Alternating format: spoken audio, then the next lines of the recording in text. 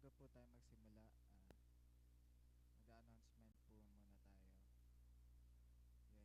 yung yan. 10 to 11 a.m. po, prayer meeting natin and Kids Sabbath School, sabay po sila. Tas 11 to 12:30 morning service. Tapos 12:30 to 1:30 magla-lunch together po tayo. Then 1:30 to 3 p.m. Adult Sabbath School naman.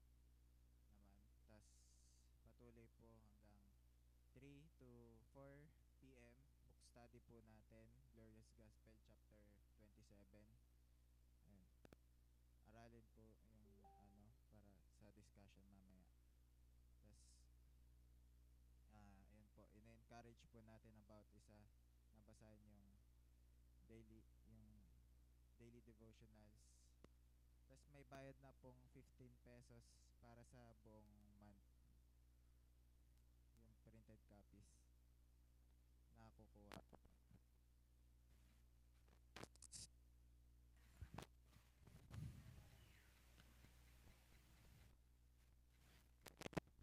Bigay ng contribution natin para sa CR after morning service.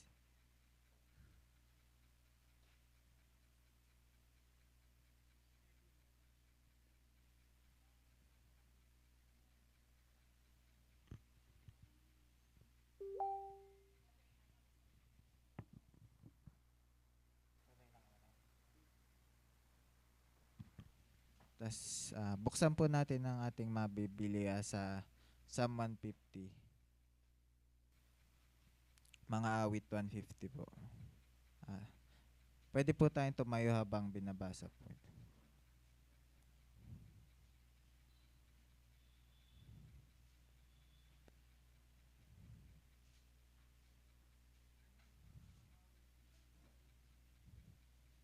Apa.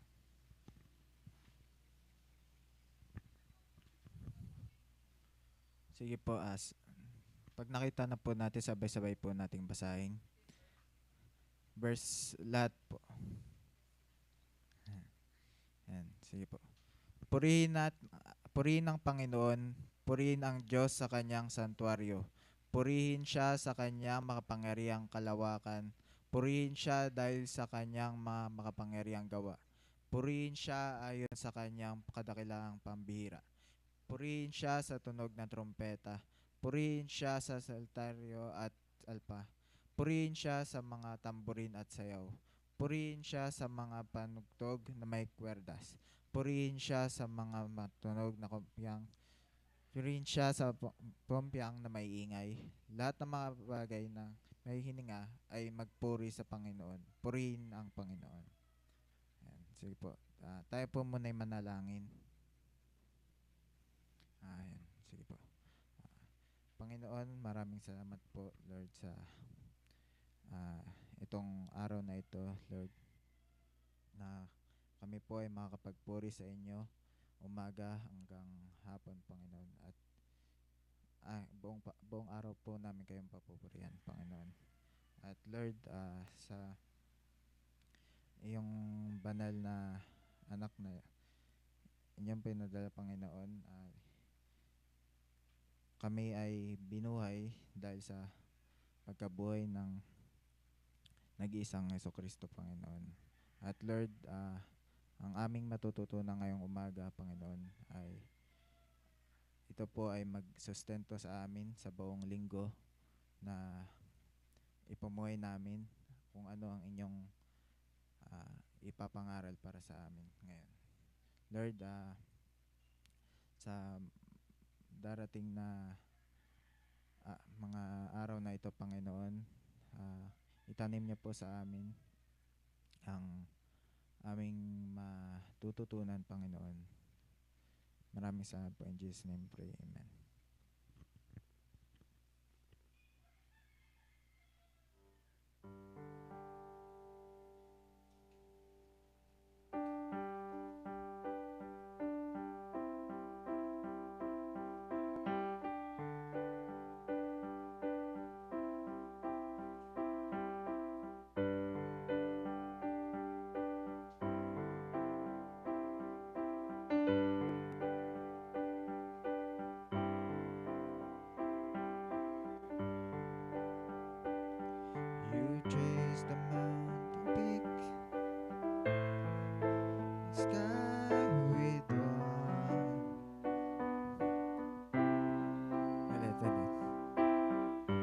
Mysterious, you trace the mountain peaks, you paint the evening sky with wonders.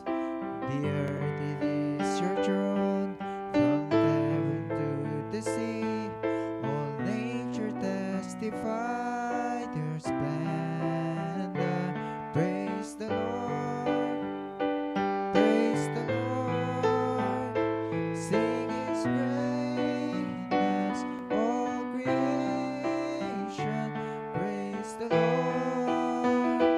Raise your voice, you heights and all you depths, from furthest east to west. Let everything that has breath praise the Lord.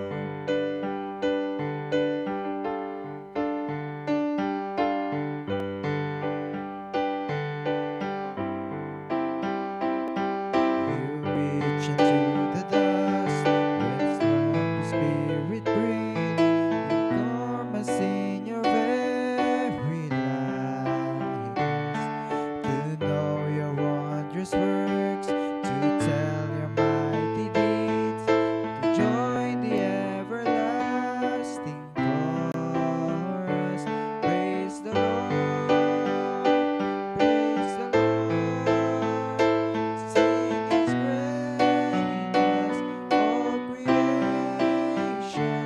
Praise the Lord.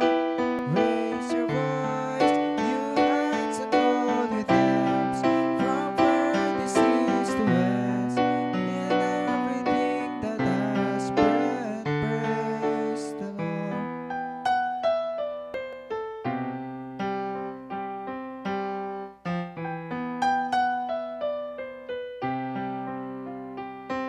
Let symphonies resound, let drums and choirs ring out. All heaven hear the sound of worship. Let every nation bring its honor to the King. A roar of harmonies eternal. Praise the Lord, praise the Lord. Sing His greatness, all creation. Praise the Lord. Raise your voice, you heights and all you depths, from furthest east to west. You distant burning stars, all creatures near and far, from sky to sea to shore. Sing on forevermore. Let everything that has breath praise the Lord. Tayo po ay magpatuloy sa pagbabasa ng Biblia. Sa Old Testament reading po natin, Genesis 21, 1 to 7. Ay, umapo po muna pala tayo.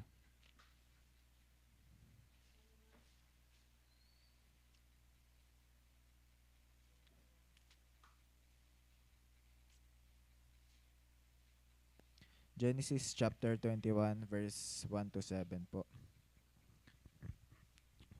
Basahin po natin. Dinalaw ng Panginoon si Sarah ayon sa sinabi niya, at ginawa ng Panginoon kay Sarah ang ayon sa kanyang pangako. Si Sarah ay naglihi at nagkaanak ng isang lalaki kay Abraham sa kanyang katandaan. At sa takdang panahon, sinabi ng Diyos sa kanya, tinawag ni Abraham na Isaac ang anak na pinanganak sa kanya ni Sarah.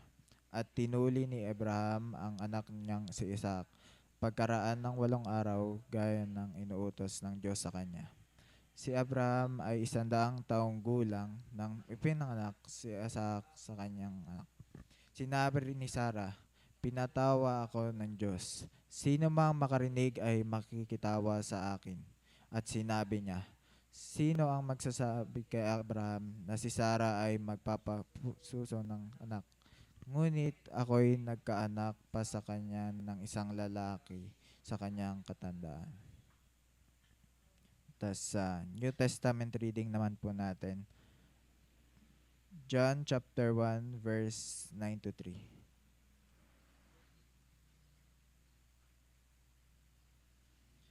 John 1, 9 to 13 po.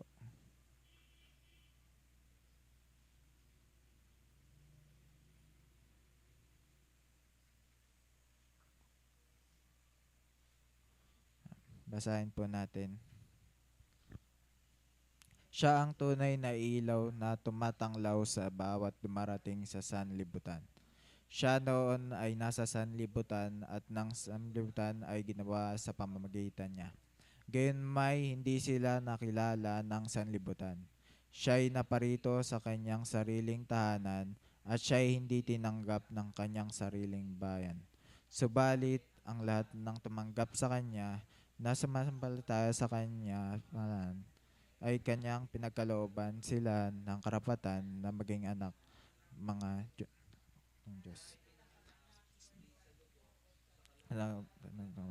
O sa kalooban ng tao, kundi ng Diyos. Ayan. Tayo po ulit ay tumayo para kantahin ang pangalawang himno, His Robes for Mine.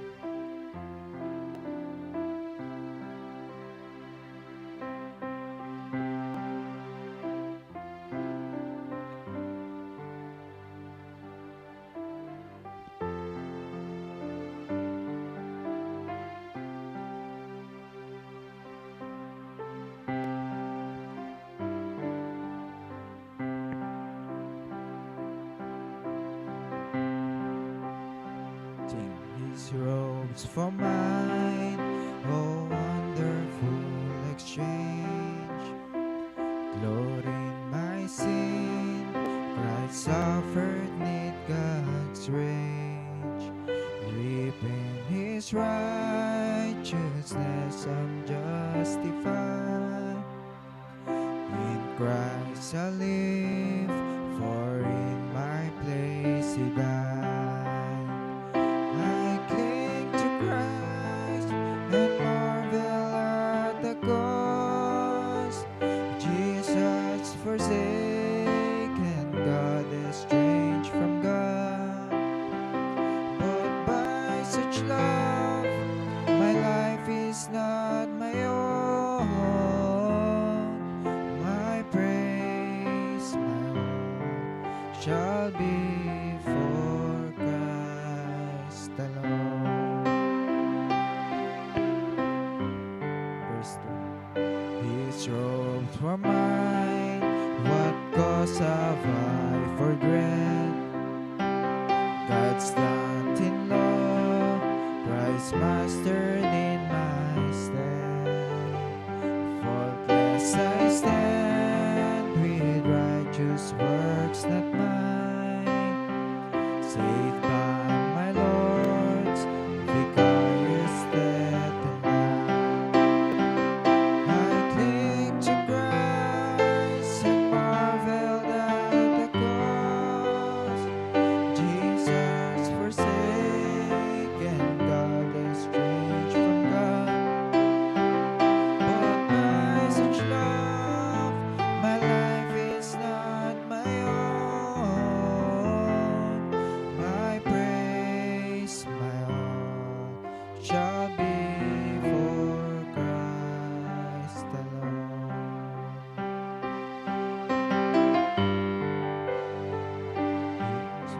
His for mine, justice a peace. Jesus is crushed, and thus the Father's pleased. Christ drags God's wrath on sin, and pride is done. Sin's wage is paid, propitiation won. I cling to Christ and marvel at the cross. Jesus forsaken, God estranged from God. But by such love, my life is not my own. My praise, my all shall be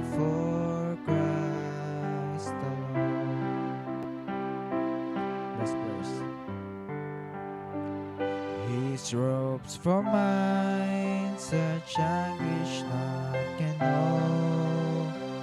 Christ God's beloved, condemned as though his foe.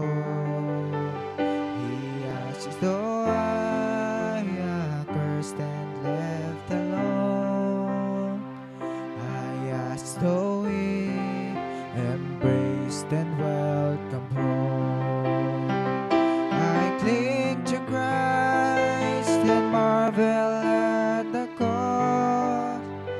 Jesus forsaken, God estranged from God. But by such love, my life is not my own. My praise, my all, my praise, my all, my praise, my all shall be for Christ alone. Tayo po yung magsipo muna.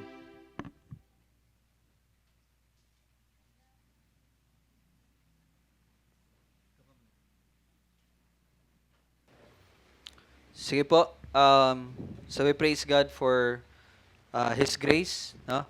And so patuloy po natin pasalamatan ng Panginoon. So sa pamagitan po ng ating pagbibigay. So again, it's a thanksgiving, hindi bribery sa Panginoon na, Lord, nagbigay ako, so bigyan mo pa ako. Hindi po ganon. Bagkus, Lord, binigyan mo ako, pinagpala mo ako, at ito ang pagpapasalamat ko sa iyo. And so let us pray and magpasalamat tayo sa Kanya. Panginoon, maraming salamat sa lahat na ipinagkaloob mo sa amin. Oras, kalakasan, pera, proteksyon, at pagpapanatili sa amin. Higit sa lahat, ang kaligtasan, ang kaligayahan na malaman na kami po ay naligtas sa pamagitan ng iyong biyaya lamang. Kami po ay hindi karapat-dapat, ngunit salamat dahil sa iyong pag-ibig at sa iyong soberanyang desisyon ay pinagkalooban mo kami ng awa at kami po ay inilagay mo sa liwanag at katotohanan. Sa amin po mga pagbibigay, ito po ang aming pasasalamat sa patuloy na pagsusustain mo at patuloy itong magamit, Panginoon, sa pagkilos ng iyong iglesia na naway magamit ito at makalabas na po kami to extend also sa mga tao dito sa Kabkaben and sharing the gospel and doing good works also. And also sa mga pangailangan ng mga kapatid ay naway maging kalakasan kami at tulong sa bawat isa. Salamat o Diyos sa pagpapala, espiritual at mga pisikal sa lahat ng aming pangailangan. Taming panalangin sa pangalan ni Jesus. Amen. So atin pong basahin ang salita na ipapangaral sa atin sa umagang ito. Tayo po ay magsitayo at buksan ang ating mga Biblia sa Galatians chapter 4, verse 21 hanggang sa chapter 5, verse 1. So Galatians chapter 4, verse 21 hanggang sa chapter 5, verse 1. Sabay-sabay po nating basahin Galatians chapter 4, verse 21 hanggang chapter 5, verse 1. Let us all read. Sabihin ninyo sa akin, kayong nagnanais mapasailalim ng kautusan. Hindi ba ninyo naririnig ang kautusan? Sapagkat nasusulat na si Abraham ay nagkaroon ng 2 anak. Isa mula sa aliping babae, at ang isa ay sa babaeng malaya. Subalit ang mula sa alipin ay ipinanganak ayon sa laman, at ang mula sa babaeng malaya ay sa pamagitan ng pangako. Ang mga bagay na ito ay isang paghahambing, sapagkat ang mga babaeng ito ay 2 tipan. Ang isa ay si Hagar na mula sa bundok ng Sinai na nanganganak para sa pagkaalipin. Ngayon, si Hagar ay bundok ng Sinai sa Arabia at katumbas ng kasalukuyang Jerusalem. sapagkat siya'y nasa pagkaalipin kasama ang kanyang mga anak. Ngunit ang Jerusalem na nasa itaas ay malaya, na siyang ating ina, sapagkat nasusulat, magalak ka, ikaw na baog, ikaw na hindi nanganganak, bigla kang umawit at sumigaw. Ikaw na hindi nakakaranas ng sakit sa panganak, sapagkat sa marami pa ang mga anak ang pinabayaan kaysa mga anak ng may asawa. At kayo mga kapatid, tulad ni Isaac, ay mga anak ng pangako. Subalit kung paanong inusig noon ng ipinanganak ayon sa laman, ang ipinanganak ayon sa Espiritu, gayon din naman ngayon. Subalit ano ang sinasabi ng kasulatan? Palayasin ang aliping babae at ang kanyang anak, sapagkat hindi magmamana ang anak ng babaeng alipin na kasama ang anak ng babaeng malaya. Kaya mga kapatid, hindi tayo mga anak ng babaeng alipin, kundi ng babaeng malaya. Para sa kalayaan ay pinalaya tayo ni Kristo. Kaya't magpakatatag kayo at huwag nang pasakop na muli sa pamatok ng pagkaalipin. Purihin ang Panginoon sa kanyang salita at bago tayo makinig sa pangaral, tayo maawit muna ng isang himno.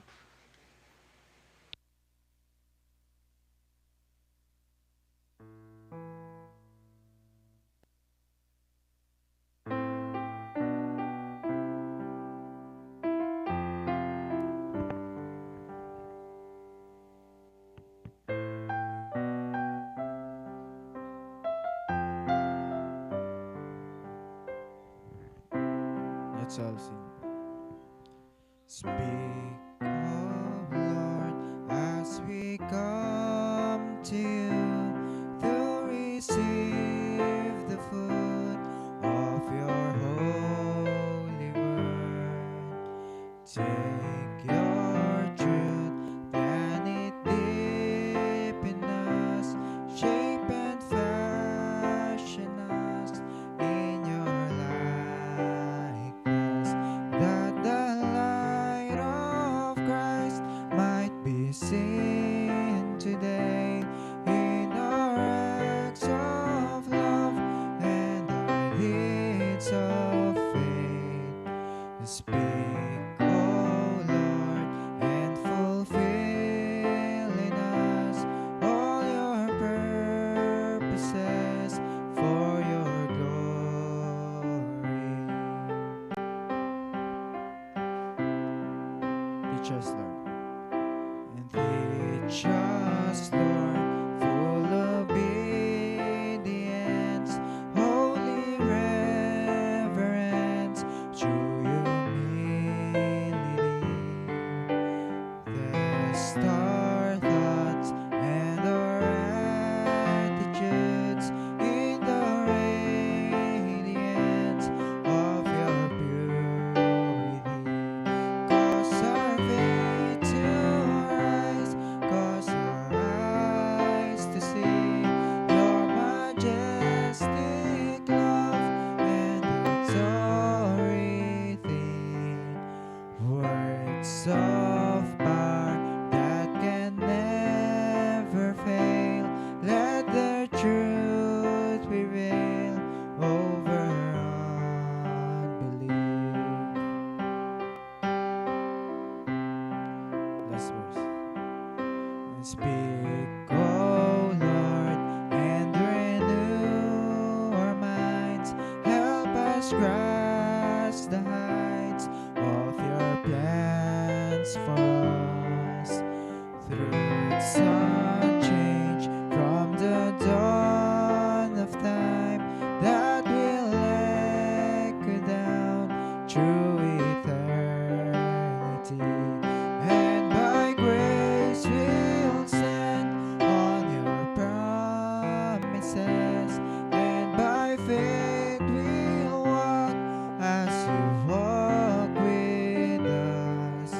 Speak, O Lord, till your church is built and the earth is filled with your glory. Tayo po yung magsiupo.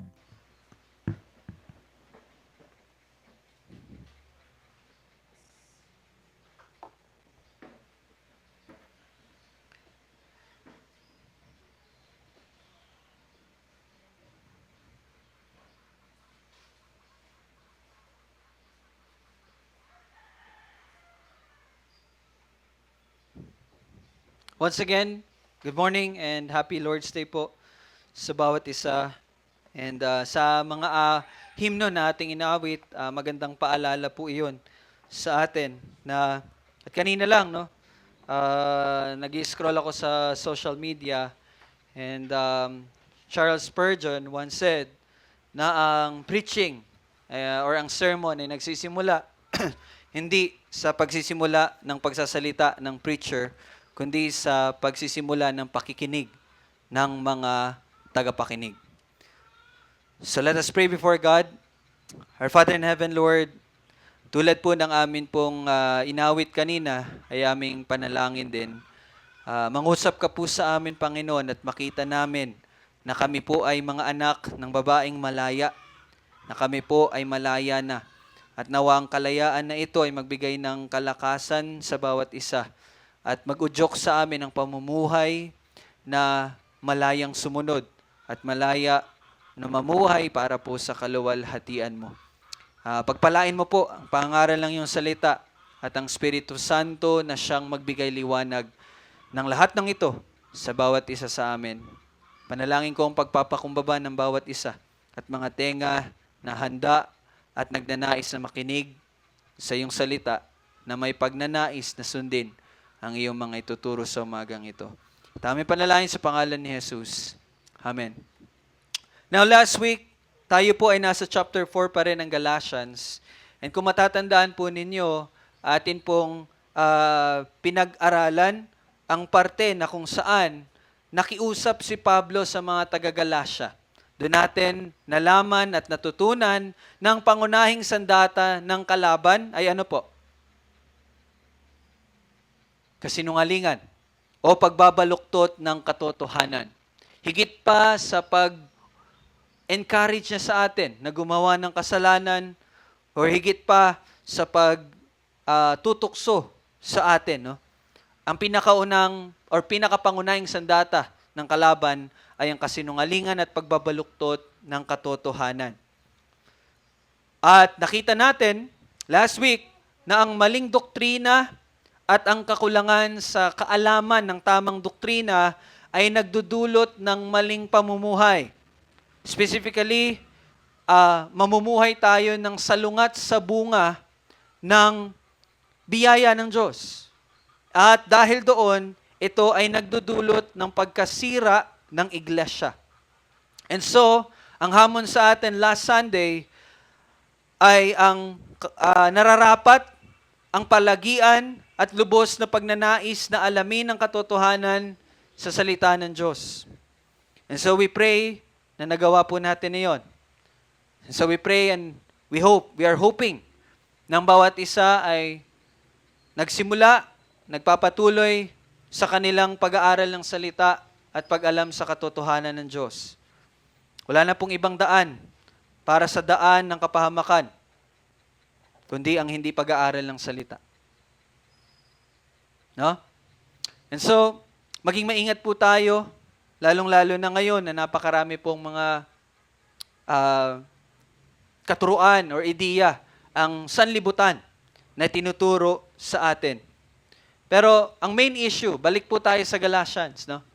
Ang main issue, bakit nagsulat si Pablo sa mga taga-Galacia, is ang issue na ang kaligtasan ay kay Kristo lamang at walang kinalaman ng kautusan. Okay, dito po tayo nagmumula. Dahil nga po, merong mga nagtuturo, mga Hudyo, na sinasabing nananampalataya daw sila kay Kristo. And so, tinuturuan nila mga Hentil na sila ay maliligtas kung sila ay nanampalataya kay Kristo at sumusunod sa kautusan ni Moises. And so, sinulat ni Pablo itong liham na to sa mga taga-Galacia. Pero nawa maging paalala sa atin ang patuloy na pagpapaliwanag ni Pablo na lahat ng nakay Kristo ay hindi na po alipin. Tandaan niyo po yan. Kung ikaw ay nakay Kristo, hindi ka na alipin. Bagkus ikaw ay isa ng anak. No? At kung ikaw ay nakay Kristo, ikaw ay tagapagmana. Hindi gaya ng alipin, ikaw ay malaya na. And by the way, para maging malinaw po sa atin, ano bang ibig sabihin ng pagiging alipin? No? Ang pagiging alipin po ay isang tao na pilit umaasa sa pagsunod sa kautusan para sa kanyang kaligtasan.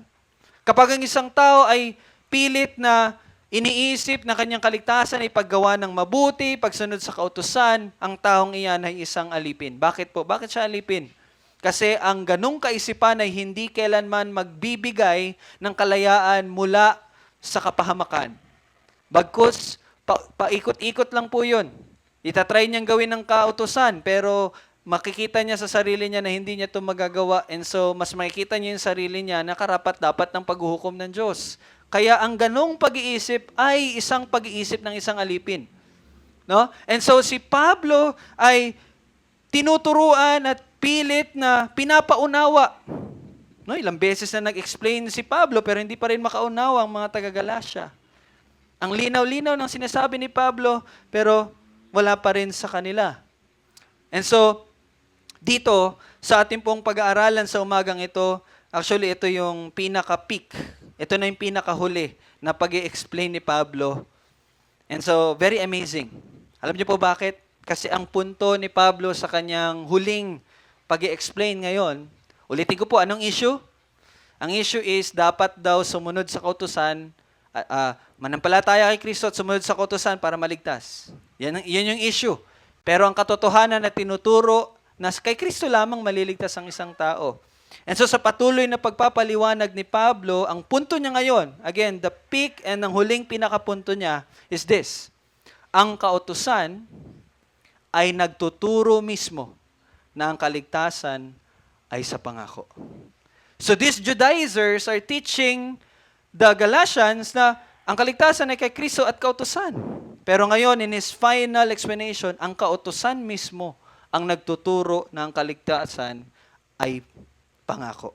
And so let us look at verse 21. Sabi ni Pablo sa mga taga-Galasya, sabihin ninyo sa akin, kayong nagnanais na mapasa ilalim ng kautusan. Okay? Sabi niya, kayo na mga nagsasabi ng kaligtasan ay sa pamagitan ng kautusan. Hindi ba ninyo naririnig ang kautusan? So, anong ibig sabihin ni Pablo dito? May dalawang salita dyan na kautusan. Ang unang salita dyan na kautusan talks about the Mosaic Law. Okay? So, kung akin pong i-rephrase, sabihin ninyo sa akin kayong mga nagnanais na maligtas ayon sa pagsunod ng Mosaic Law. Okay, yun yung unang niyang parte. Pero sa pangalawa, sinabi niya, hindi ba ninyo naririnig ang kautusan? Now, yung pangalawang salita na kautusan dito ay hindi patungkol sa Mosaic Law. But ang kautusan na binabanggit dito ni Pablo is yung 5 unang libro sa Old Testament. Ano yung unang 5 libro? Genesis, Exodus, Leviticus, Numbers, Deuteronomy, na tinatawag na Pentateuch.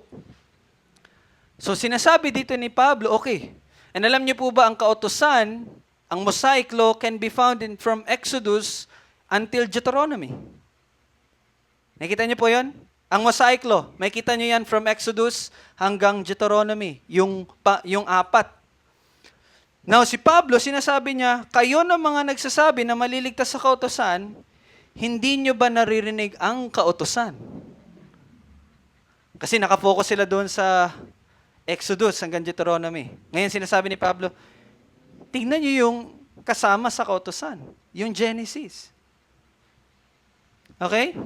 Naintindihan niyo? Now, if you remember, our Lord Jesus Christ sa kanyang pag-aaral sa bundok, yung tinatawag na Sermon on the Mount, sinabi ng Panginoong Hesus, huwag ninyong isiping pumarito ako upang sirain ang kautusan o ang mga propeta.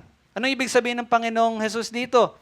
Ang ibig niya sabihin, nung sinabi niyang kautusan, binabanggit niya yung unang 5 libro, Genesis hanggang Deuteronomy, and mga propeta, no? From Samuel unto Malakay. Mga propeta yon. So ibig sabihin, sabi ng Panginoong Hesus nung kanyang sermon sa bundok, hindi ako naparito upang buwagin iyon.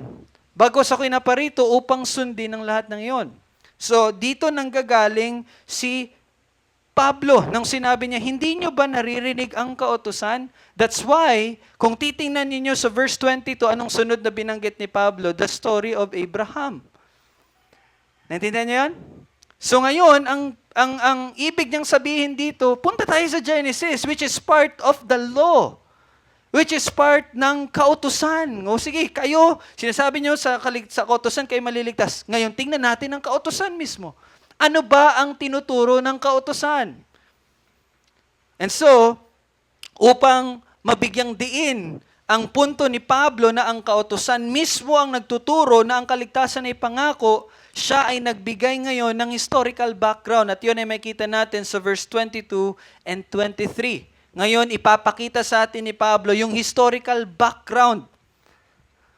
And this is very important sa ating pag-aaral ngayon. Bakit? Kasi kung hindi natin tumaunawaan yung historical background, we will misinterpret the next part ng pagpapaliwanag ni Pablo. So please take note. The historical background, let's start in verse 22. Anong sabi dyan? Sapagkat nasusulat, so again, Pablo is talking about the kautusan. Naintindihan niyo yung kautusan, yung Pentateuch, Genesis. Pero ito specifically sa Genesis. Sapagkat nasusulat na si Abraham ay nagkaroon ng dalawang anak. Sino yung dalawang anak ni Abraham? Isaac and? Si Isaac and si Rael. Ay, hindi. Si Isaac and Ishmael. Balik rin natin, Ishmael and Isaac kasi mas matanda si Ishmael. So ito yung tinutukoy ni Pablo dito. May dalawang anak si Abraham, Ishmael and Isaac. Ang isa ay mula sa aliping babae. Sino ba yung aliping babae dito?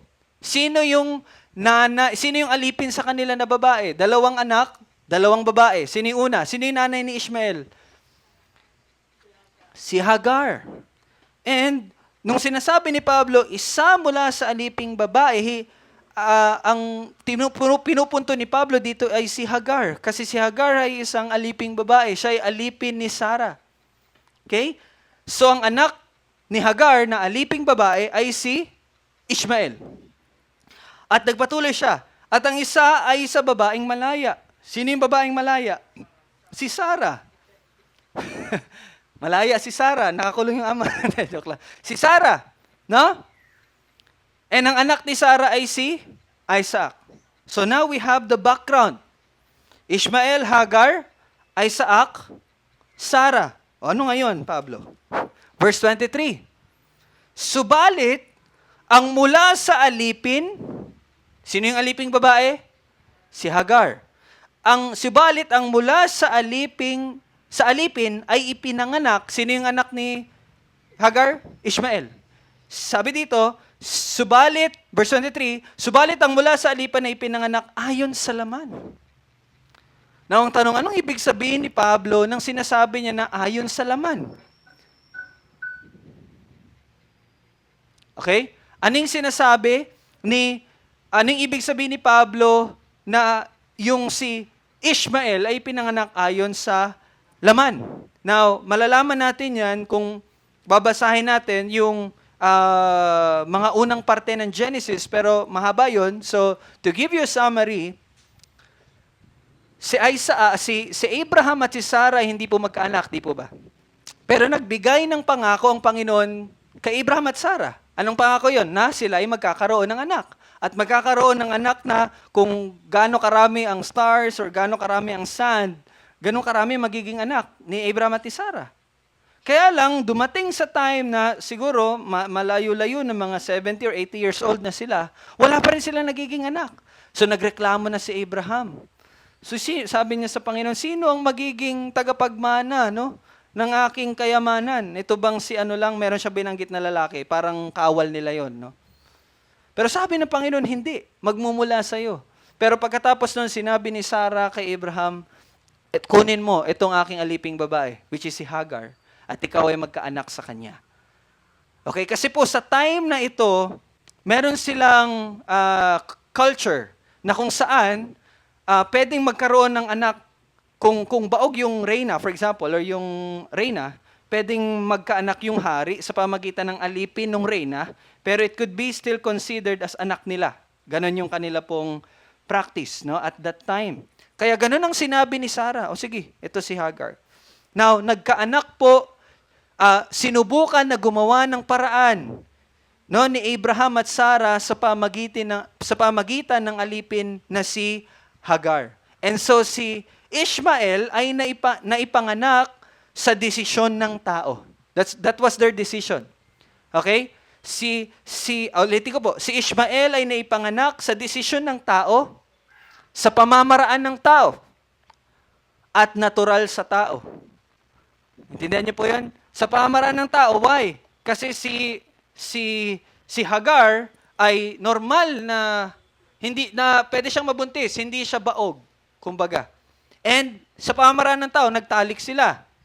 Nabuntis ng anak. So, ang ibig sabihin ni Pablo dito na ang mula sa alipin ay pinanganak ayon sa laman, ang ibig niya lang sabihin dito ay naipanganak si Ishmael sa pamagitan ng desisyon ng tao, pamamaraan ng tao, at kung ano ang natural sa tao. Take note of that. That is very important sa ating pagkakaunawa ngayon.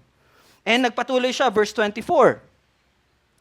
Ang mga bagay na ito ay meron pa pala. At ang mula sa babaeng malaya, sino yung babaeng malaya? Sarah. Sino ang anak ni Sarah? Si Isaac. So now Pablo is talking about Sarah and Isaac. Ang mula sa babaeng malaya ay sa pamagitan ng pangako. Now, siguro isipin nyo, pangako, kasi pinangako ng Diyos na magkakaanak si Sarah at si Sarah. Now, siguro yun ang isipin nyo, but it's more than that. Ang ibig sabihin po nito na sa pamagitan ng pangako ay nangangahulugan na ang kapanganakan ni Sarah ay hindi abot ng abilidad o kakayanan ng tao. Okay? Hindi po ito desisyon ni Sarah at ni Abraham.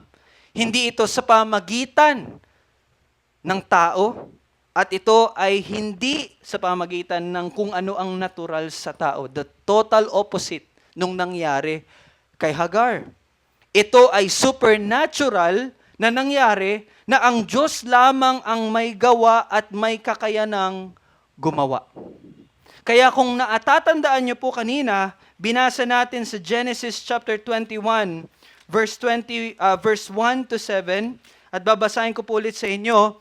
Sinabi doon, dinalaw ng Panginoon si Sarah, no? Pakinggan niyo po, dinalaw ng Panginoon si Sarah ayon sa sinabi niya at ginawa ng Panginoon kay Sarah ang ayon sa kanyang pangako. No? Si Sarah ay naglihi at nagkaanak ng isang lalaki kay Abraham sa kanyang katandaan sa takdang panahong sinabi ng Diyos sa kanya.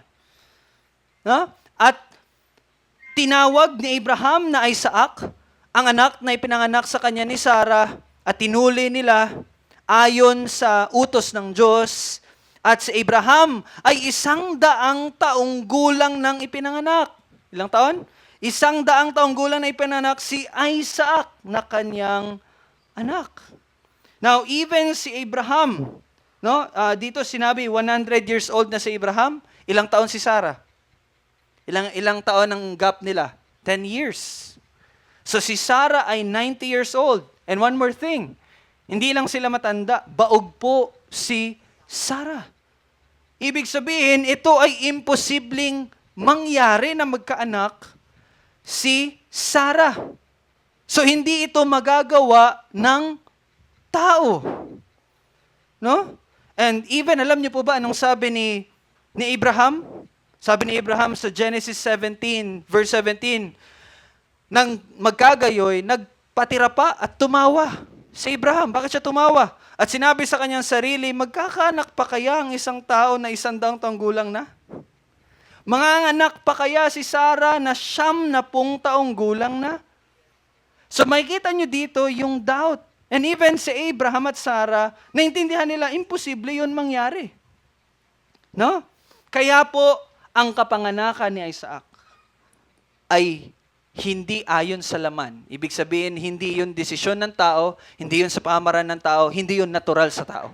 But ang kanyang kapanganakan ay ayon sa pangako.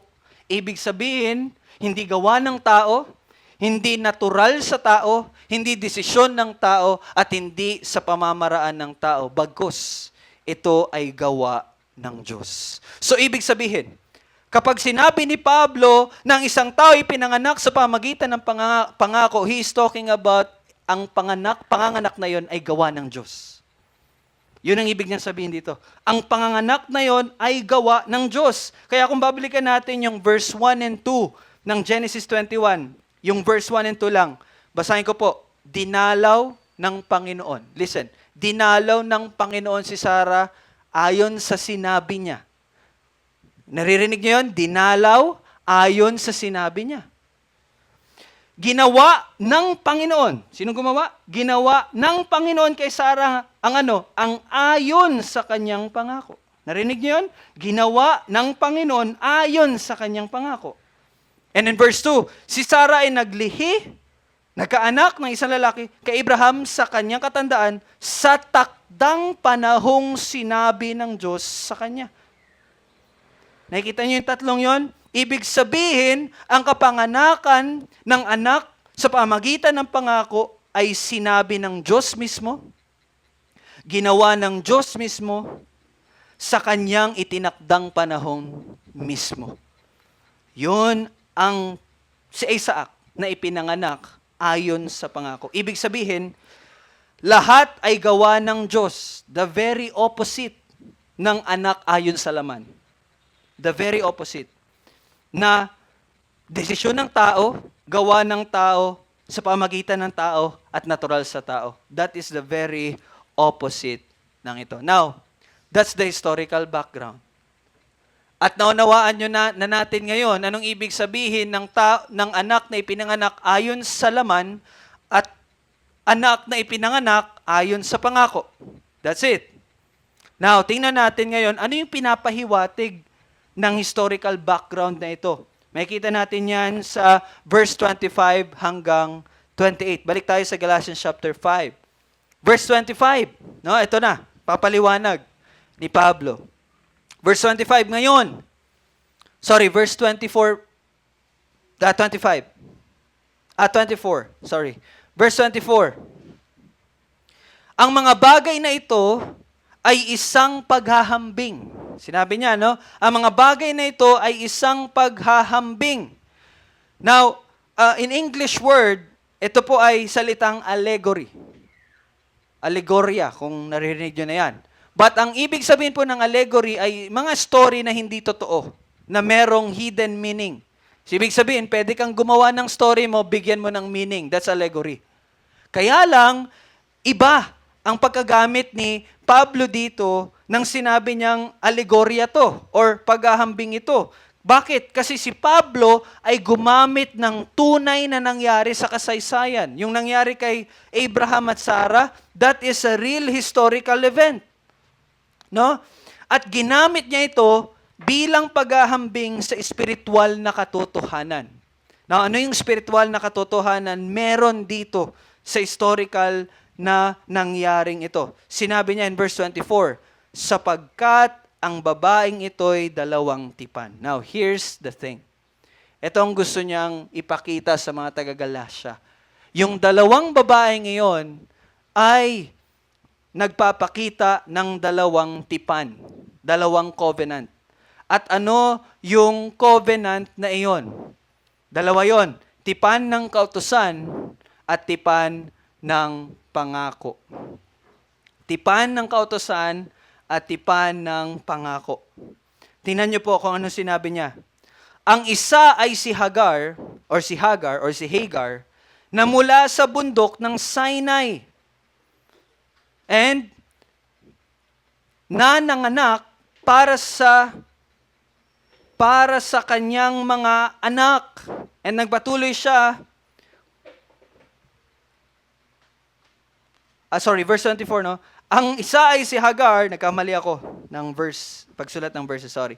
Ulitin ko po, verse 24. Ang isa ay si Hagar na mula sa bundok ng Sinai na ipinanganak para sa pagkaalipin. And nagpatuloy siya sa verse 25. Ngayon si Hagar ay bundok ng Sinai sa Arabia. Pause muna tayo dyan. Binanggit niya yung bundok ng Sinai sa Arabia. Now, kung babalikan po natin ang Genesis 16 verse 1, si Hagar po is actually alilang babae na taga-Egypt. Taga-Egypt si Hagar. Hindi siya taga Mount Sinai. Hindi siya taga-Arabia. but siya ay isang Egyptian. Pero bakit sinasabi ni Pablo na siya ay mula sa bundok ng Sinai? Na makikita natin ang sagot doon sa pagkatapos ng ilang taon, in chapter 21, sinabi dito sa verse 21, ang Diyos ay kasama ng bata. Sining bata na to? Si Ishmael. At siya'y lumaki at nanirahan sa ilang at naging sanay sa paggamit ng pana. Ito na po yung time na pinaalis na po sila. Si Ishmael at si Hagar, pinalaya sila, di ba? Alam niyo po yung story na yan, pinalaya sila. Ito na yung time na pinalaya sila. And verse 21, tumira siya sa ilang ng Paran. Now, ito po yung sagot. Sila po, si Ishmael at si Hagar ay tumira sa ilang ng Paran. Ano yung ilang ng Paran? Yun po ay located sa Mount Sinai. Okay? Located po, yung sa ilang ng Paran, nandoon po ang Mount Sinai. Doon sila nanirahan. At doon gumawa ng generations si Ishmael. Kasi nagkaroon ng asawa si Ishmael, isang Egyptian din. At yung lahi niya, yun na po yung mga Arabians. Yung laging mga Muslim. Laging umuusig sa mga Kristiyano. Ano po yun? Resulta po yun ng pagkawalang tiwala ni Abraham at Sarah. Kaya lagi nag-aaway si Ishmael si Isaac. Ano yun? Resulta yun ng disobedience. And we still na-experience natin yun. Ganun po yun. Anyway, balik tayo. So, bakit ganun ang sinabi ni Pablo? Ang pinupunto po ni Pablo dito is si Hagar is ang nagre-representa ng tipan ng kautusan. Diba saan po ibinigay ang kautusan ni Moises? Sa Mount Pinatubo. Sa Mount Sinai. Okay?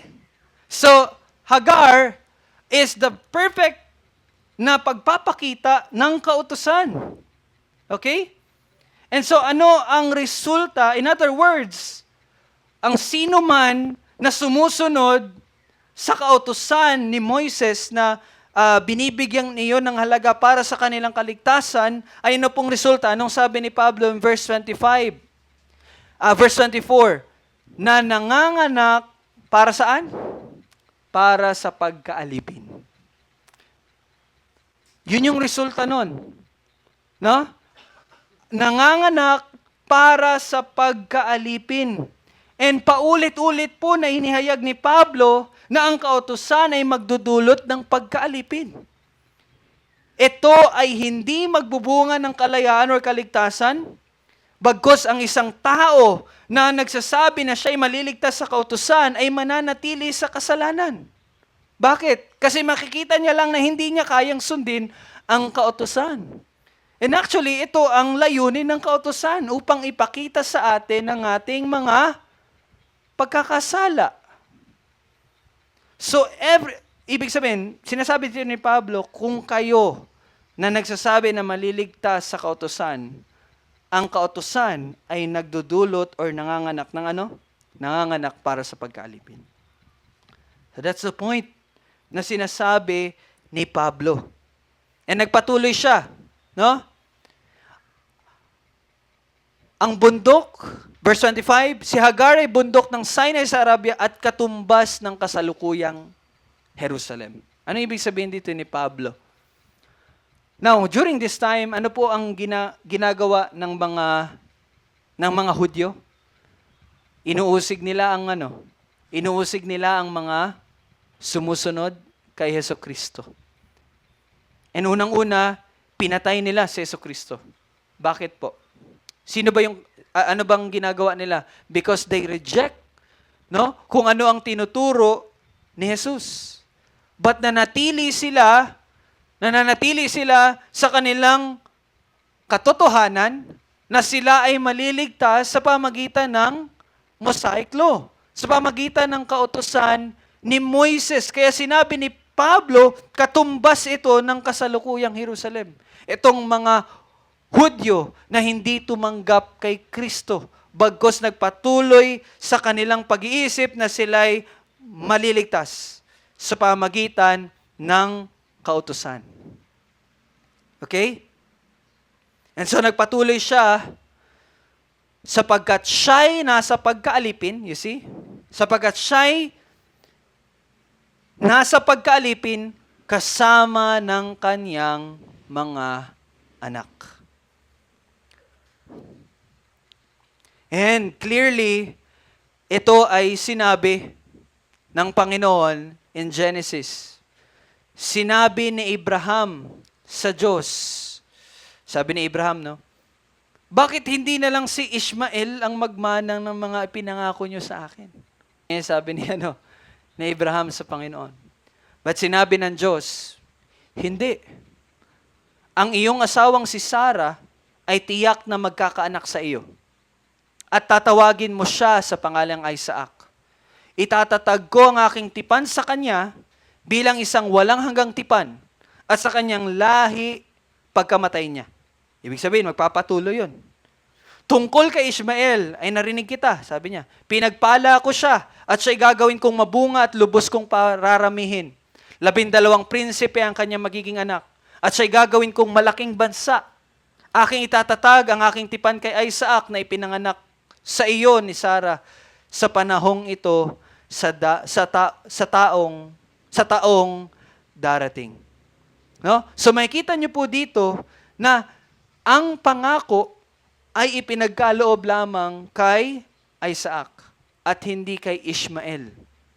And so pinapakita ni Pablo na tunay na ang bawat anak ng tipan ng kautusan ay mga anak ng pagkaalipin. Ibig sabihin, pag isa kang alipin, hindi ka tagapagmana. Hindi nila makukuha at matatanggap ang pangako ng Diyos. Ano ba pangako ng Diyos? Ano ba yung mana na yun? Alam niyo po ba ano yung mana na pinangako ng Diyos? Sino makakasagot? Parang Sunday school lang. Ano, ano yung mana ng Diyos?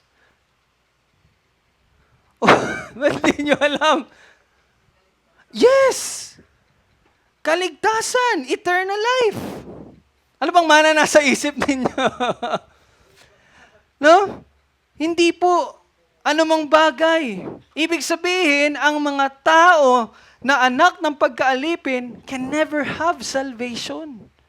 So yung mga tao na nanatili, na umaasa sa kautusan will never and can never be saved.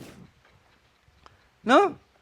Ang patuloy na umaasa sa gawa ay hindi kabilang sa tipan ng Diyos. Pero, nagpatuloy na ipaliwanag ni Pablo ang ikalawang tipan. Ano yung ikalawang tipan? Verse 26, ngunit ang Jerusalem na nasa itaas ay malaya. Uy, dalawang Jerusalem. Kasalukuyang Jerusalem at Jerusalem na nasa itaas. Ano ang pinagsasabi ni Pablo? Pero nawa, maging malinaw sa inyo, nung sinabi niyang Jerusalem, kasalukuyang Jerusalem, hindi po niya ibig sabihin yung lugar na Jerusalem. But ang ibig niyang sabihin ay yung mga tao, mga Hudyo, na nagsasabi na ang kaligtasan ay sa kautusan. But now, he's going to talk about a different Jerusalem. Ano yung Jerusalem na to? Jerusalem na nasa itaas. Ang ibig sabihin yan, tingin kayo sa itaas, makikita nyo. Di ba? Now, Hebrews has a very clear description. Ano tong Jerusalem na nasa itaas? Let me read to you Hebrews 12:22. Subalit kayo ay lumapit sa bundok ng Zion at sa lungsod ng Diyos na buhay. Listen, sa lungsod ng Diyos na buhay. Ano yon? Sa makalangit na Jerusalem. At sa mga di mabilang na mga anghel sa isang masayang pagtitipon. So, ano ibig sabihin ng Jerusalem na nasa itaas? Ibig sabihin po, ito ang lugar kung nasaan ang Diyos. Ang Jerusalem na nasa itaas is the very presence of God. At ano sinabi niya sa verse 26? Ngunit ang Jerusalem na nasa itaas ay malaya. Paano naging malaya? Anong ibig sabihin ni Pablo na malaya? Malaya sa kautusan at walang hanggang gawa malaya sa walang halagang gawa na pilit na kinukuha ang kapatawaran ng Diyos sa pamagitan ng sarili. Malaya po doon yung Jerusalem na nasa itaas. By the way, when we say Jerusalem na nasa itaas, ang sinasabi natin dito ay yung mga citizens or yung mga tao na nandoon. No? Anong sinabi ni Pablo? Siya ang ating ina. Okay, baka sabihin niya, totoo pala yung ina ng Diyos. Ano yan? Diyos ina. Hindi po. Okay? Sinabi ni Pablo dito, siya na siyang ating ina. Ibig sabihin po, ang bawat mananampalataya ay mula sa Jerusalem na nasa itaas. Listen carefully. Hindi po literal na tao yon or Diyos yon na may Diyos ina. Okay? Hindi po ganon. Listen, ang sinabi ni Pablo, ngunit, verse 26, ang Jerusalem na nasa itaas, and again, gumagamit siya ng paghahambing. Sino yung ginagamit niya sa paghahambing niya dito ngayon? Si Sarah na. Okay? Si Sarah na. Sinabi niya, sino yung babaeng malaya? Di ba si Sarah? Paghahambing lang to ha? Paghahambing lang. Baka magkamali tayo. Paghahambing lang to. Ngunit ang Jerusalem na nasa taas ay malaya. Again, she's relating to Sarah na malaya. At siya ang ating ina. Si Sarah ang ating ina. Again, paghahambing lang to. Si Sarah ang ating ina. Ibig sabihin po, ang bawat mananampalataya ay nagmula sa Jerusalem na nasa itaas. Narinig niyo na po ba yung salitang born again? Now, normally, ang ating pag-interpret ng born again na salita is nabuhay muli. Tunay nga naman. Born again nga eh. Nabuhay muli. But, kung titingnan natin ang original na sulat, ang translation in Greek word ng born again is born from above. Ipinanganak mula sa taas. In other words, ang born again ay ipinanganak ng Diyos.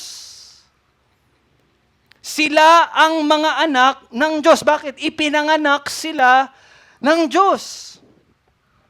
So sila ang mga born again, mga binuhay muli, mga ipinanganak mula sa itaas, or mas malapit na pagkasalita, ipinanganak sa pamagitan ng Panginoon.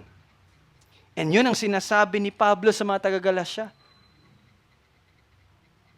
Ang sabi niya sa verse 26, na siyang ating ina. In other words, tayo ay mga anak from above. Tayo ay mga ipinanganak ng Diyos. Now, anong ibig sabihin nito? Ibig sabihin, ang Diyos ang bumuhay sa kanila. Sa Diyos nagmula ang kanilang buhay.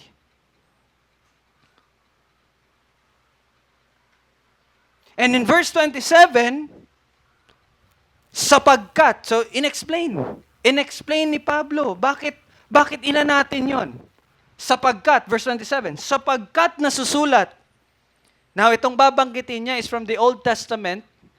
Mamaya, sasabihin ko saan to, basahin ko muna. Sabi doon, ito yung explanation. Ulitin ko pa, ito yung explanation ni Pablo, bakit sinabi niya na siya ang ating ina, yung Jerusalem na nasa itaas. Sapagkat, verse 27, sapagkat nasusulat, ibig sabihin, na-prophesy.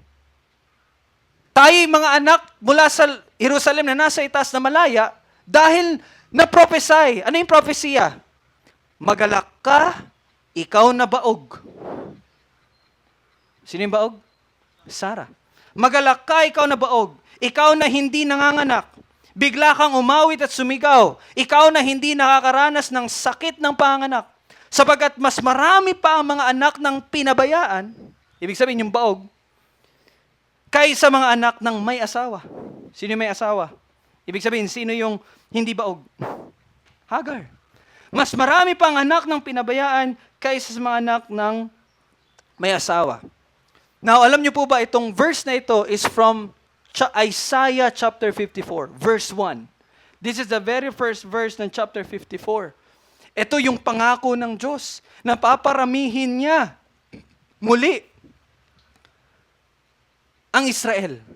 Bakit? Ano ba yung nangyari sa Isaiah? Ito yung time na sila ay nasakop ng Babylonia. Ito yung hope na binibigay ng Diyos sa kanila. Magalak ka. And alam niyo po ba anong sinundan ng Isaiah 54? Sinong nakakaalam? Nang sinundan ng Isaiah 54? Anong sinundan? Eh di Isaiah 53. Di ba? Anong sinundan ng Isaiah 54? Isaiah 53. I'm not joking, it's true. Bakit? Ano ba yung meron sa Isaiah 53? Ano ba yung Isaiah 53? Ito yung chapter na kung saan dito natin mababasa ang pagliligtas ng servant ng Panginoon. 'Di ba sa Isaiah 53 yung verse na through his wounds or by his wounds we are healed. And sino 'yon? It is Jesus Christ. So pagkatapos ng pangako ng magliligtas, isang pangako ng panganganak. Pagbubunga. Nakikita niyo po 'yon? No? Yung Isaiah 53 ay ang pangakong pagsasaayos ng Diyos sa Israel at ang patuloy na pagliligtas ng Diyos sa mga hinirang upang mapabilang sa kanyang sambahayan. At alam niyo po ba ano ang katuparan ng Isaiah 54:1? Alam niyo ano ang katuparan ng Isaiah 54:1? Kasama po tayo doon. Ang bawat mananampalataya isang katuparan ng Isaiah 54:1. Dahil sabi nga ni Pablo, siya ang ating ina. Tayo ang anak ng Jerusalem na nasa itaas na malaya. Ang Kristiyano o ang mananampalataya ay nandiyan dahil po sa pangako. Ikaw ay mananampalataya dahil may pangako. At tinupad iyon ng Panginoon. And so para mas maging malinaw in verse 28, sabi ni Pablo, at kayo, mga kapatid, tulad ni Isaac, ay mga anak ng pangako. Ngayon, he is talking about Isaac. Ano sinabi niya? Tulad ni Isaac. Balikan natin yung historical background. Si Isaac ay ipinanganak sa pangako. At anong ibig sabihin nun? Ipinanganak si Isaac, hindi sa pamagitan ng tao, hindi sa pamagitan ng desisyon ng tao, hindi sa pamagitan ng kung ano ang natural sa tao. But ipinanganak si Isaac sa pamagitan ng gawa ng Diyos lamang. Yan ang isang taong ipinanganak sa pangako. Kaya nung sinabi ni Pablo na gaya ni Isaac, tayo ay mga anak ng pangako, ibig sabihin tayo ay ipinanganak ng Diyos. Kaya in verse 26, siya ang ating ina. Tayo ay pinanganak mula sa Jerusalem na nasa itaas, mula sa presensya ng Diyos. Ang Diyos mismo ang siyang bumuhay sa atin, kaya tayo mga binuhay muli. In John 3, chapter 3, anong sabi? In John chapter 3, verse 3, anong sabi? Katotohanang sinasabi ko sa iyo, malibang ang isang tayo pinanganak muli, ay hindi siya makakakita ng kaharian ng Diyos. At nagpatuloy siya kasi hindi naunawaan ni Nicodemo.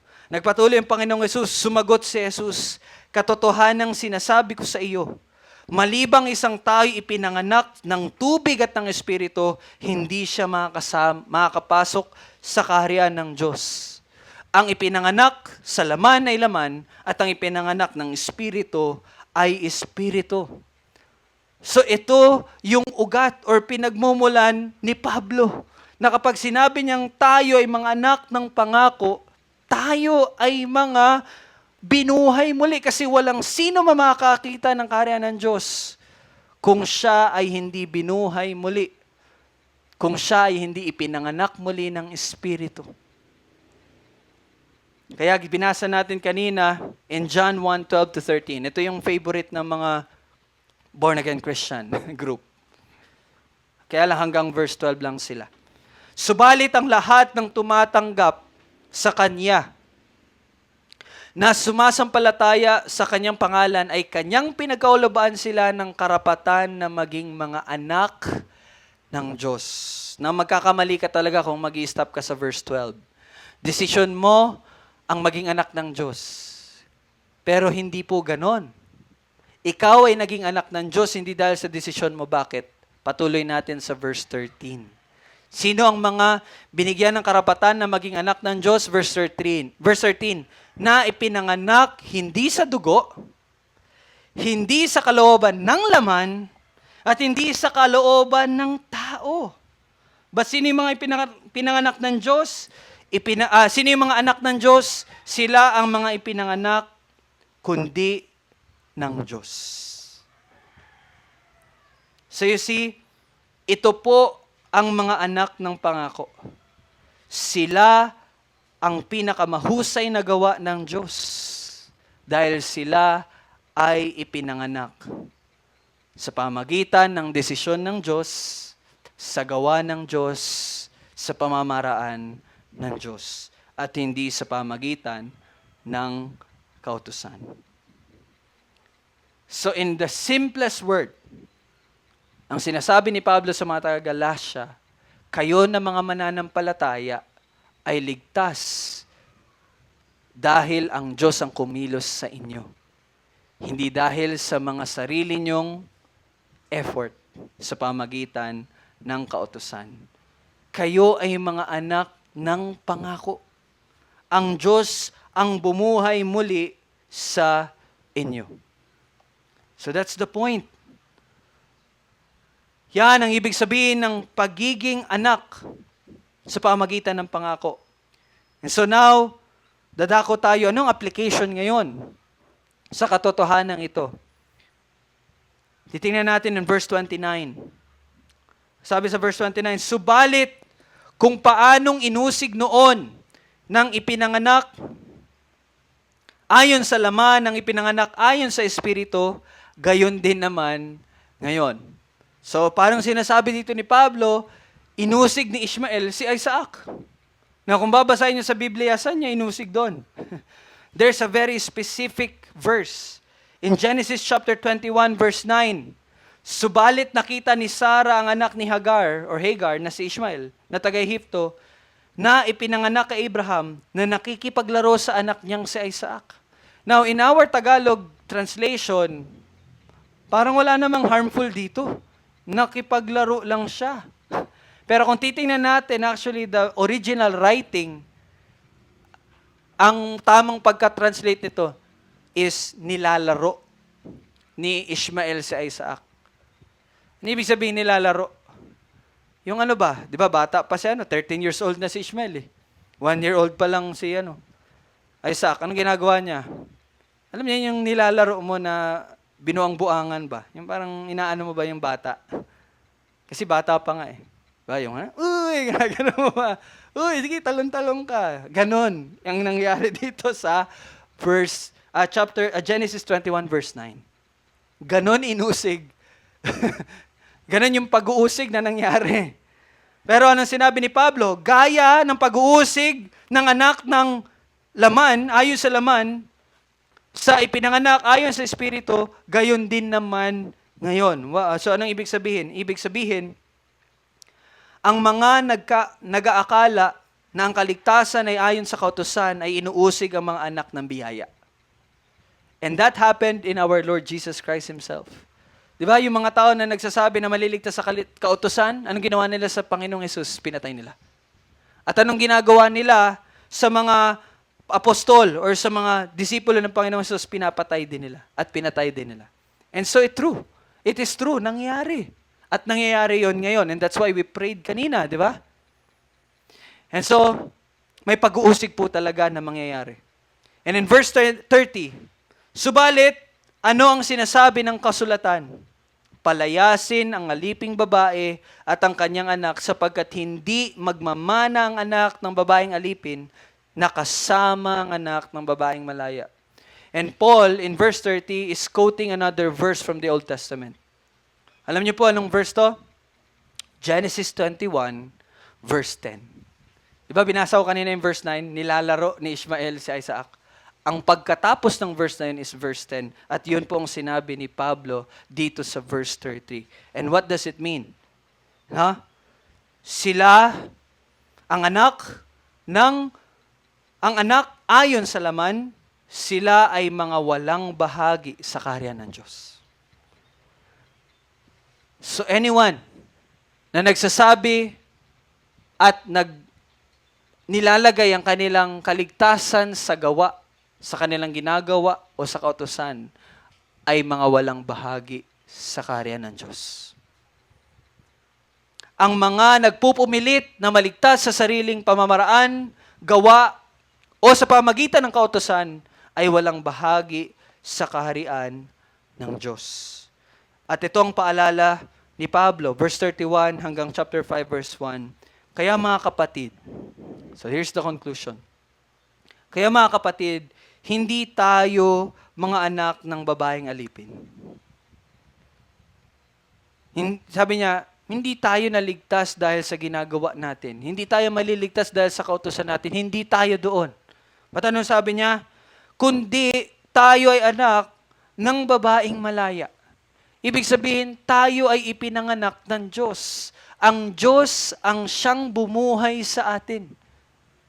Imposible para sa atin, pero posible sa Diyos. Yun ang pinapaalala ni Pablo sa mga taga-Galacia. Kayo'y ligtas dahil hindi sa ginagawa ninyo. At kailanman hindi dahil sa gagawin ninyo na pagsunod ng kautusan, hindi. Kayo ay ligtas dahil ang Diyos ang kumilos sa buhay nyo at siya sa kanyang pangako ay ginawa iyon. By the way, kailan ba yung pinangako ng Diyos na maliligtas ka? Alam nyo kung kailan? Alam nyo kailan ipinangako ng Diyos ang kaligtasan mo? Pinangako niya yung kaligtasan mo. Kailan nangyari yon? Nung tinanggap? More than that. Kailan ipinangako ng Diyos na liligtas niya tayo? From eternity past. Bago pa man likhain ang lahat, ipinangako na ng Diyos na may maliligtas. At so kung ikaw ay naligtas, pangako niya yun. More on that on our Sabbath school mamaya. No? So, tayo ay mga anak ng babaeng malaya. Para sa kalayaan ay pinalaya tayo ni Kristo. Kaya't magpakatatag kayo at huwag pasakop na muli sa pamatok ng pagkaalipin. Sinasabi ni Pablo sa mga taga-Galacia, huwag nyo nang balikan yung kautusan. Huwag nyong gawing batayan yung performance niyo para sa inyong kaligtasan. At ito'y magandang paalala sa atin ngayon. Kasi marahil, or baka, meron pa rin sa atin na ang nagiging katiyakan ng kanyang kaligtasan is yung performance na meron siya ngayon. Huwag po. No? Sabi nga ni Pablo, huwag ka nang bumalik muli sa pamatok ng pagkaalipin. Pagkaalipin po yan na mindset. Hindi yan mindset ng isang anak. Yan ay mindset ng alipin. But sabi nga ni Pablo, kayo ay mga anak ng babaeng malaya. Kayo ay mga anak ng pangako. Ang ating kaligtasan ay hindi nakasalalay sa atin. Hindi sa ating pagsusumikap o gawa. Hindi rin sa ating walang pagsusumikap. Hindi na niyo yan? Hindi rin po yan nakabatay kung tayo man ay patuloy nagkakasala or patuloy na nagiging matigas ang ulo. Hindi sa good performance, hindi rin sa bad performance mo, kapatid. Hindi po doon. Ang kautusan mismo ang naghahayag na ang kaligtasan ay sa pamagitan po ng pangako. So ibig sabihin, tayo ay mga anak ng babaeng malaya, hindi umaasa sa sarili. Bagkus tayo ay anak ng pangako na ginawa, itinakda at tinupad ng Diyos. Yun po yun. Ito ang ating katiyakan. Yung katiyakan mo sa kaligtasan mo ay yung pangako ng Diyos. Ang kaligtasan ay sa pamagitan ng pangako. Ikaw ay naligtas dahil ito ay pangako ng Diyos. At sa biyaya niya, isa ka sa mga pinili, isa sa mga hinirang. It is by grace. Kaya nga, di ba? Kaya ngayon, mas malinaw na sa akin yung salitang, it is by grace that I am saved. Why? Hindi ako karapat-dapat eh. Pero mula pa man sa simula, mula pa man sa walang pasimula, wala pa yung simula sa time, in a sense na may time sa atin, pinili, nakilala na po tayo ng Diyos. Diba? So mamuhay ka, kapatid, sa biyaya. Ganon tayo mamumuhay sa biyaya. Na ang iyong pagsunod sa Diyos ay bunga ng kanyang pagliligtas. At gawin mo iyon na may lubos na pagpapakumbaba at pasasalamat sa Diyos. His grace will not teach us to continue na mamuhay sa paggawa ng mali. But His grace will teach us to live.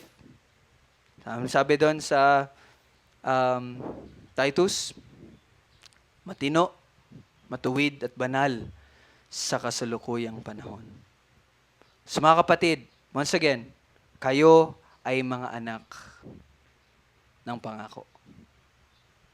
You are saved by grace. Yun po ang panghawakan natin at doon tayo mamuhay. Let us pray. Our Father in heaven, Lord, maraming salamat sa patuloy na pagpapaalala sa amin. Hindi malinaw na kahit ang kautusan ng naghahayag ng kaligtasan ay sa pangako. Kami ay mga anak ng babaeng malaya. Ibig sabihin, kami ay mula sa Jerusalem na nasa taas. Ibig sabihin, kami ay nabuhay muli dahil sa iyo. Dahil sa pagkilos mo, dahil sa pagbubuhay muli sa pamagitan ng Espiritu Santo. At ito ang aming katiyakan, hindi ang aming gawa, kundi ang iyong pangako. Salamat, Panginoon, sa kalayaang ipinagkaloob mo sa amin. Kami man po ay masugid na sumusunod, kami man po ay nagkakamali, pero hindi doon nakabatay ang aming kaligtasan, kundi sa natapos na nagawa ng aming Panginoong Jesus. At ito ay pangako mo at tunay na tinupad mo. Naway ang biyayang ito at katotohanan ito ang mag-ingat sa bawat isa na mamuhay ayon sa biyaya. At ito ay patuloy na magturo sa amin na mamuhay ng liwanag at asin sa mundong ito. Kasi kami namumuhay ng pasasalamat na lamang sa lahat ng iyong ginawa para sa iyong kaluwalhatian. Taming panalangin sa pangalan ni Jesus. Amen. Tayo pa magsitayo sa pag-awit ng isang himno.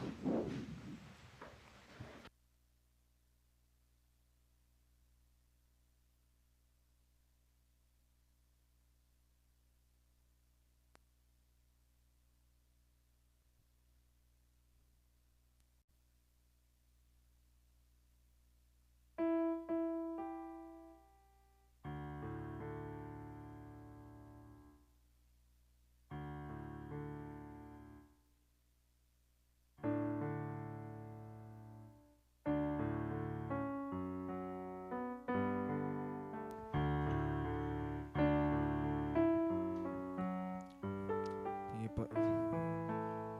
Jesus, I my cross have taken, all to live and follow thee. This the truth, despised, forsaken, thou from hence my all shall be. Perish every fond ambition, all I sought or hoped or known, yet how rich is my condition. God and Him are still my own.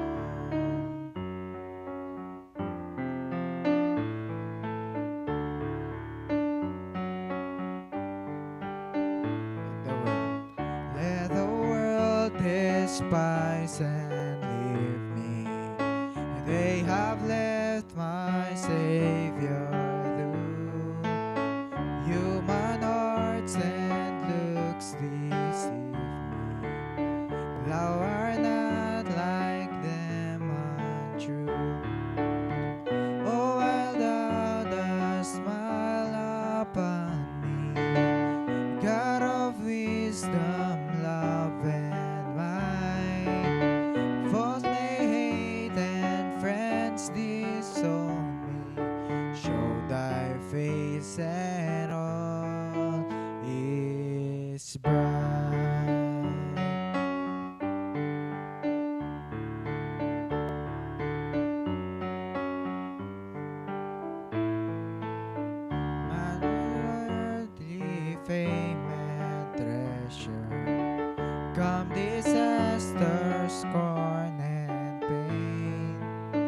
In thy service, pain is pleasure. With thy favor, loss is gain. I have called thee Abba, Father. I have stayed my heart on thee. Storms may howl and clouds may gather, all must work for good to me.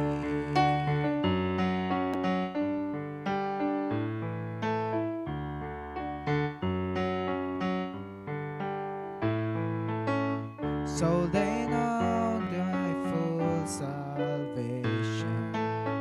Rise our sin and fear and care. Joy to find in every station. Something still to do or bear. And think what spirit dwells within thee. Think what splendors smiles are thine. Think that Jesus died to win thee.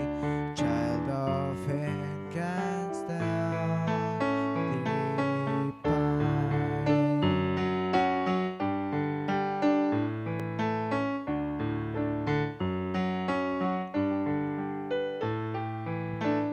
Raise thee on from grace to glory, armed by faith and winged by prayer. Hence eternal days before thee, God's own hand shall guide us there. Soon shall close thy earthly mission, soon shall pass thy pilgrim days. Hopes are changed to glad fruition, faith to sight and prayer to pray.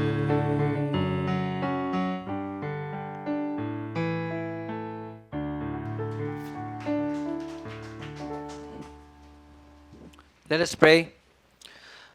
Manirahan nawang sagana sa inyo ang salita ni Kristo ayon sa lahat ng karunungan, magturo at magpaalalahanan kayo sa isa't isa sa pamagitan ng mga salmo at mga himno at mga awiting spiritual na umaawit na may pasasalamat sa Diyos sa inyong mga puso.